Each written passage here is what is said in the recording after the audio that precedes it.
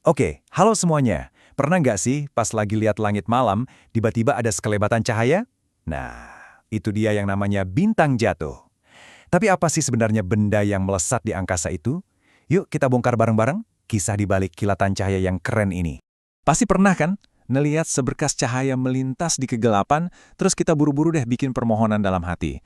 Rasanya itu momen yang magis banget ya, seolah kita semua terhubung di bawah langit yang sama.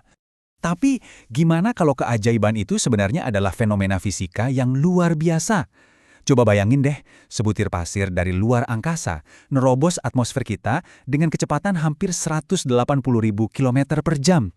Gila banget kan? Tiba-tiba, perspektif kita jadi berubah total. Oke, mari kita mulai dari dasar. Apa sih sebenarnya yang kita saksikan di lapisan atas atmosfer kita, yang namanya mesosfer? Itu sekitar 76-100 km di atas kepala kita loh. Gampangnya gini, bintang jatuh itu nama kerennya meteor. Dan ini sama sekali bukan bintang ya, tapi ini adalah jejak cahaya terang yang ditinggalkan sama benda kecil dari luar angkasa. Namanya meteoroid, pas dia lagi terbakar di atmosfer kita. Nah, ini nih yang sering bikin bingung, tapi sebenarnya simpel banget. Lokasi itu mengubah segalanya. Waktu benda itu masih ngambang di luar angkasa, kita sebutnya meteoroid. Pas dia masuk atmosfer kita dan berpijar terang, itu jadinya meteor. Dan kalau ada bagiannya yang cukup kuat buat selamat dari perjalanan panas itu dan mendarat di bumi, baru deh namanya meteorit. Jadi meteoroid, meteor, meteorit. 3 tahap dari satu perjalanan kosmik. Dan ini dia nih fakta yang bikin kaget. Banyak dari kita diajarin kalau cahayanya itu muncul karena gesekan kan. Ternyata itu kurang tepat. Yang benar itu karena rem pressure. Jadi udara di depan meteoroid itu terkompresi alias ketekan dengan sangat cepat sampai jadi super panas. Suhunya bisa ribuan derajat. Nah, panas inilah yang bikin si objek dan udara di sekitarnya menyala terang. Jadi kuncinya itu kompresi, bukan gesekan. Sekarang kita masuk ke bagian yang paling indah, warna-warni yang kita lihat. Ini bukan sekedar pertunjukan cahaya biasa loh, tapi ini kayak laboratorium kimia di langit yang terjadi dalam sekejap mata. Setiap warna yang kita lihat itu sebenarnya cerita soal komposisi meteoroidnya. Kalau kamu lihat warna oranye kuning, itu artinya ada natrium yang terbakar. Biru hijau, itu magnesium. Bahkan udara di sekitar kita, nitrogen dan oksigen, ikut nyumbang warna merah. Jadi ini kayak sirik jari kimia yang dilukis di langit malam kita. Keren banget! Oke, ini mungkin bakal kedengeran aneh, tapi dengerin baik-baik. Kalau melihat meteor sih udah biasa ya, tapi pernahkah kamu atau pernah dengar cerita orang yang mendengar suara meteor di saat yang bersamaan dia melihatnya? Fenomena super langka ini namanya suara elektrofonik. Yang bikin pusing adalah suaranya tuh kedengeran instan, barengan sama pas kita lihat meteornya. Padahal kan secara fisika, suara butuh waktu beberapa menit buat sampai ke kita. Terus kok bisa? Apa yang sebenarnya terjadi?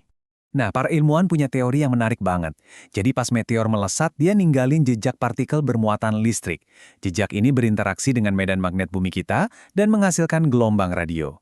Teorinya, benda-benda di sekitar kita atau bahkan tubuh kita sendiri bisa mengubah gelombang radio ini jadi suara yang bisa kita dengar. Ini masih jadi misteri yang terus diteliti. Oke, tadi kita udah ngomongin yang ukurannya cuma butiran pasir. Sekarang, gimana kalau kita naikin levelnya? Apa yang terjadi kalau objek yang masuk itu jauh lebih besar dari sekedar kerikil? Apa yang terjadi kalau langit benar-benar meledak? Jadi ada level-levelnya nih, kita punya meteor biasa.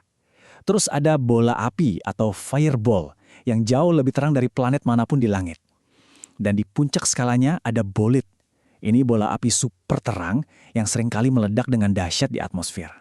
Biar kebayang, tahun 2013 lalu, sebuah asteroid yang diameternya cuma 20 meter aja masuk ke atmosfer di atas kota Chelyabinsk, Rusia. Kedengarannya kecil ya, tapi ternyata itu cukup buat melepaskan energi dahsyat yang jadi berita utama di seluruh dunia.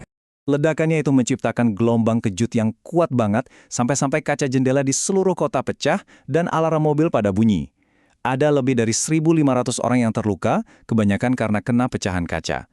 Ini bukti nyata betapa luar biasanya kekuatan yang dilepaskan pas objek sebesar itu meledak puluhan kilometer di atas kita.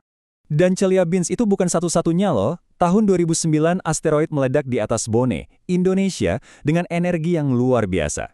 Jauh sebelumnya, tahun 1992, ada meteor Peekskill yang terkenal itu, bahkan sempat direkam sama banyak orang sebelum akhirnya nabrak mobil.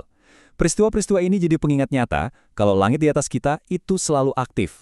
Jadi, Apa artinya makin banyak benda yang nabrak bumi? Belum tentu. Yang kita lihat di sini sebenarnya adalah kita yang jadi makin jago buat memantau langit. Dengan makin banyaknya kamera keamanan, dashcam, dan jaringan pemantau langit profesional, jumlah laporan bola api yang tercatat jadi meroket. Kita cuma jadi lebih sadar aja sama apa yang sebenarnya udah dari dulu terjadi.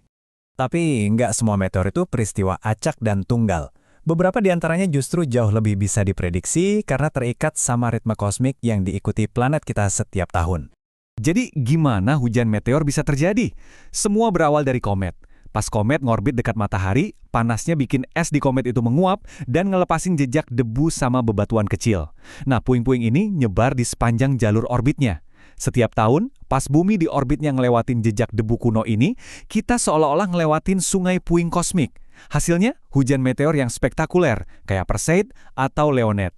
Jadi, daripada ngelihatnya sebagai kejadian acak, coba dia bayangin hujan meteor ini kayak penanda di kalender kosmik kita. Ini pengingat yang indah dan bisa diprediksi bahwa kita ini nggak sendirian di angkasa, tapi kita lagi melakukan perjalanan melewati sisa-sisa sejarah tata surya. Poin pentingnya adalah kita ini terus-menerus melintasi aliran puing-puing ini. Kabar baiknya, dengan adanya jaringan seperti NASA All-Sky Fireball Network dan European Fireball Network, kita punya lebih banyak mata yang mengawasi langit daripada sebelumnya, yang melacak objek-objek ini untuk kita. Nah, ini yang membawa kita ke pertanyaan terakhir. Dengan teknologi yang makin canggih, kita bisa melihat ke angkasa lebih jelas dari kapanpun sebelumnya. Seiring kita terus memetakan sungai-sungai kosmik ini, penemuan menakjubkan apa lagi ya yang menanti kita di luar sana? Misteri alam semesta apa lagi yang siap untuk kita ungkap?